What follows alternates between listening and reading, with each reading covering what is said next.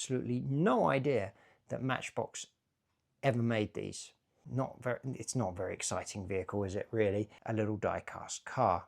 Let's open it up. Leave it to the professionals. This is very left-sided heavy because everything's obviously on the left side. No, definitely that's James Bond. It's a helicopter, it's a toy. Hugely expensive. Yeah, it's got a few little dinks in it, and don't even realize it's from this James Bond set. So again, they've just repurposed one of the convoy trucks. Brilliant! Well done! Hello there! So, did you know that Matchbox made James Bond die-cast toys back in the day?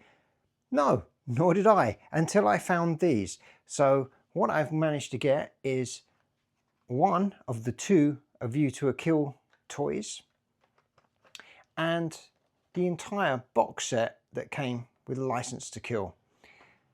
So what we're going to do is we'll start with A View to a Kill, and then later on I'm actually going to open the License to Kill set and we'll have a look at everything that's in there. Right, so without further ado, let's get into it then.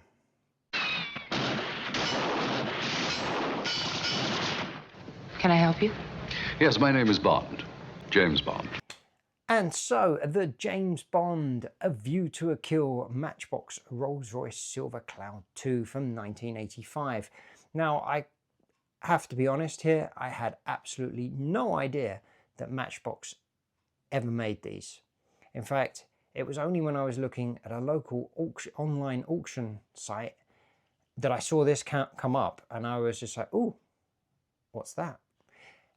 And so I purchased it, and it was a very fair price. It was just under 20 euros, boxed, sealed, unpunched, very boring.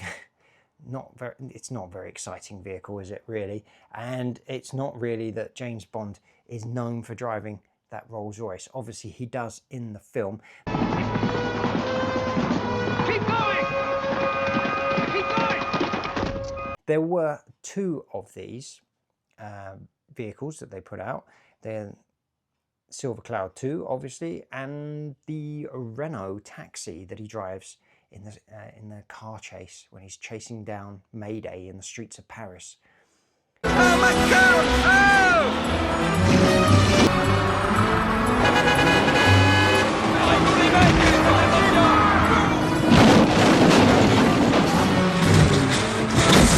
It's just a little die-cast car.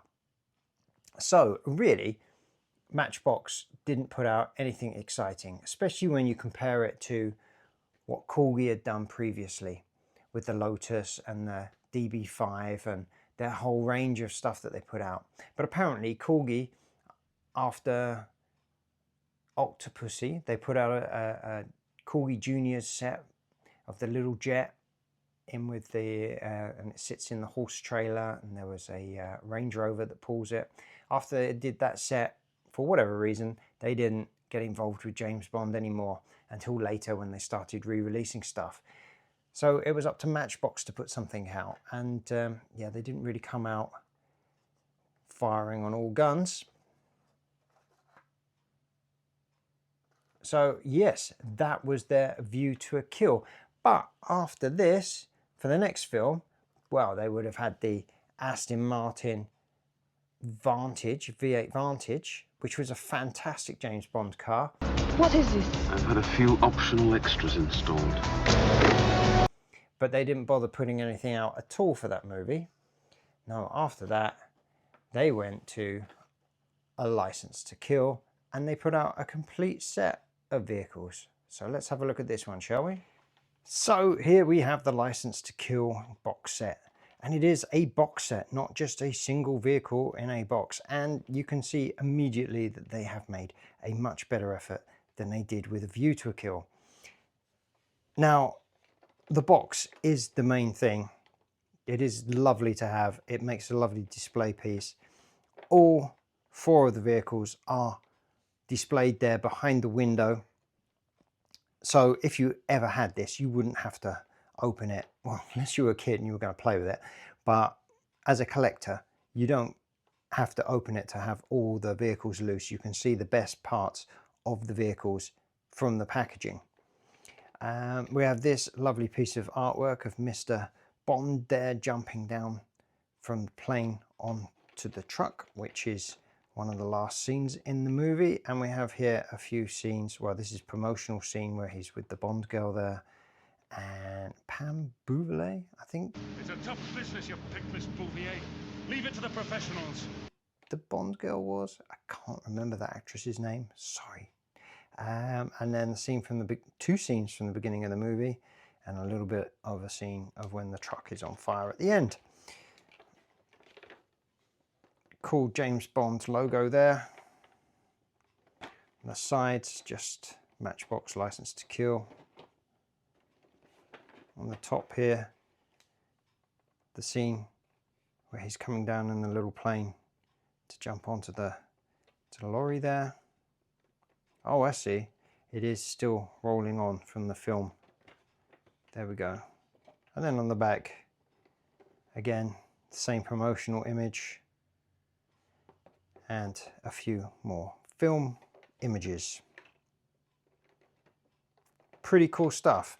But I obviously display it like this as a good backing for my James Bond display. Obviously, it doesn't fit with my Star Wars, so I put it with my James Bond. Right, anyway, let's open it up.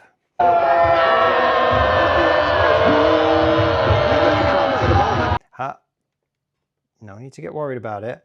This has been opened before. When I saw the listing on eBay, it was opened to show that all the vehicles were in there and that nothing was broken. And so I don't mind opening this up. If this had sellotape on it, I might have left it shut. Yeah. And there we go.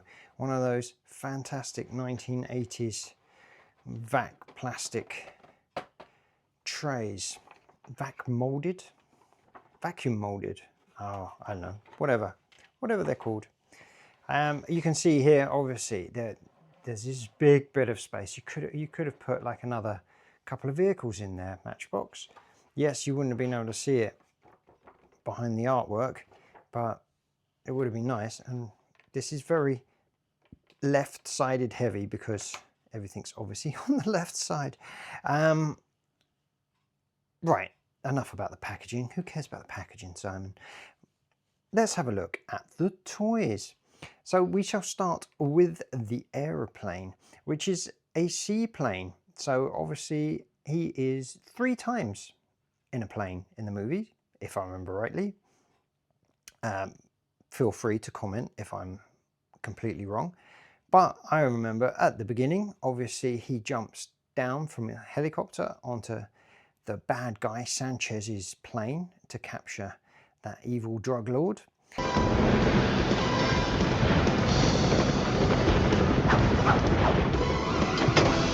Bring him in. Take the load.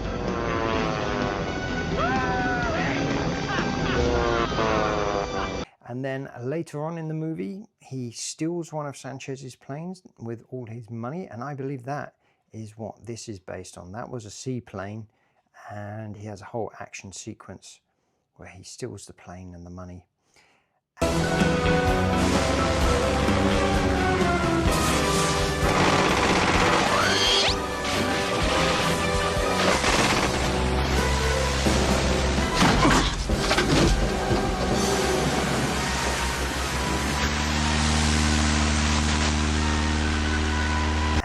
Then there was obviously at the end of the movie, as we've just seen from the box art here, he is in this plane and jumps onto that lorry.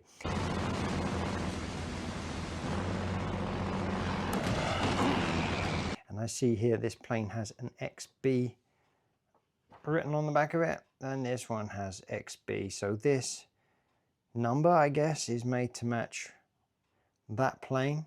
Also a little bit with the lines on the side. Yeah, well, all the decals and everything, well, apart from the 007, but you see the stripes and how that plane is does match what this one is, except for that one's got wheels and this one's got skis. I guess Matchbox only had this plane in their inventory.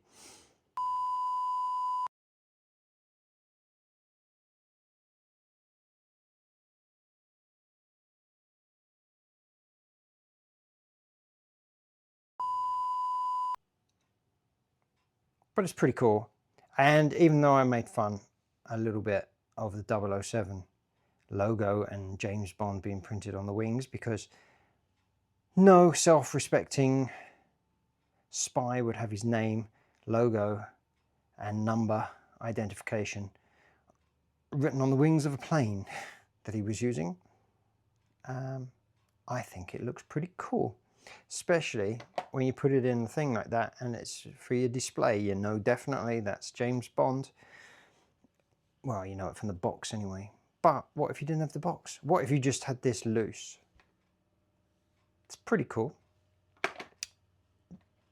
Then we have the helicopter, which I guess is supposed to be the helicopter from the beginning of the movie, but it's not. That one was different.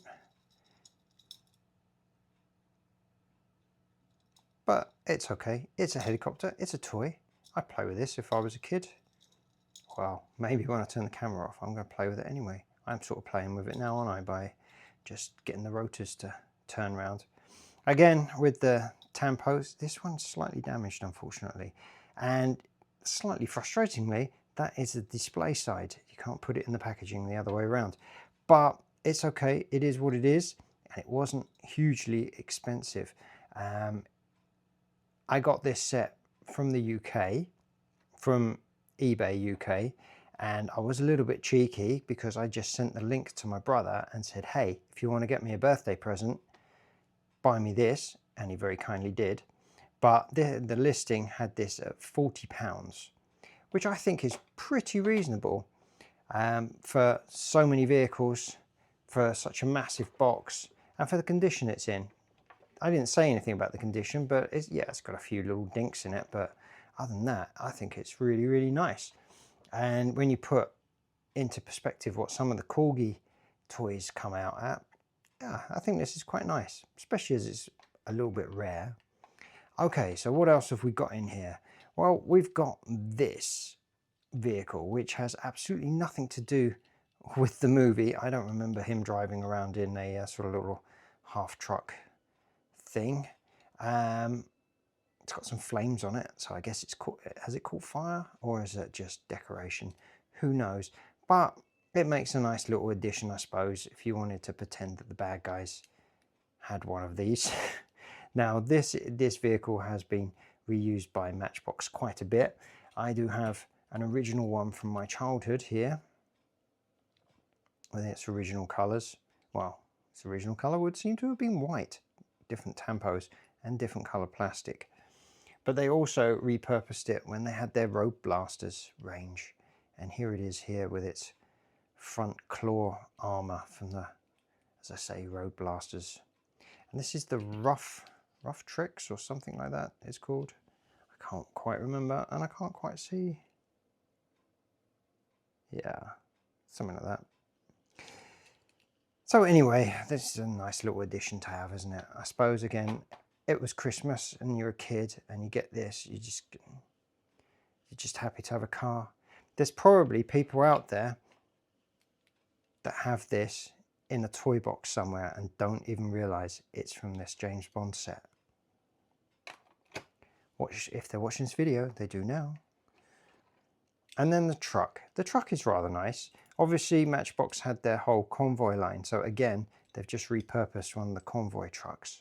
I used to have a whole set of the convoy trucks, and I gave them all away to charity, only for a week later to go into the charity store and see them all there as priced up as a set for €50.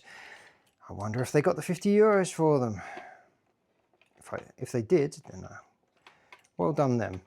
That's good money that I donated to a charity shop, right?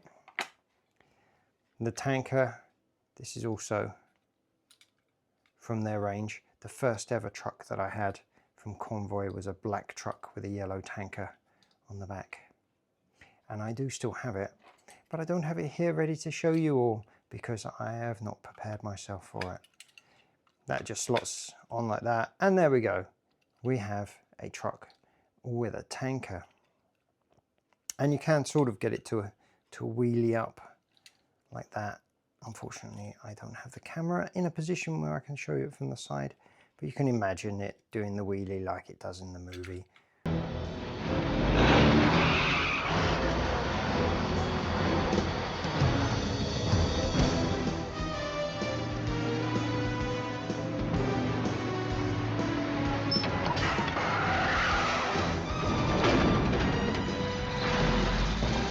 So there you go. And they do actually have it set in the box in its sort of wheelie pose, which is kind of cool. And there we are. We are at the end of this video. So did you know about these before watching this video? Did you have any inkling that Matchbox made James Bond toys? Let me know in the comments. Did you have these as a kid? Let me know in the comments. Do you have them now? Let me know in the comments. Do you know of any more of these that I have not mentioned? Let me know in the comments. If you liked the video, there's a like button. It's there for a reason. Click on it. And yeah, subscribe if you're not already subscribed or not. No pressure. It's all up to you. Right. Thanks again for watching. I'll see you on the next one.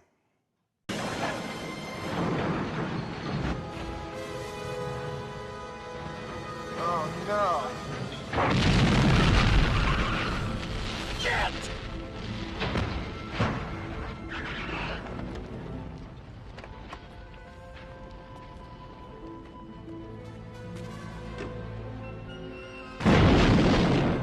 Brilliant! Well done, Franz. Another $80 million write-off. I guess it's time to start cutting overhead. Ah!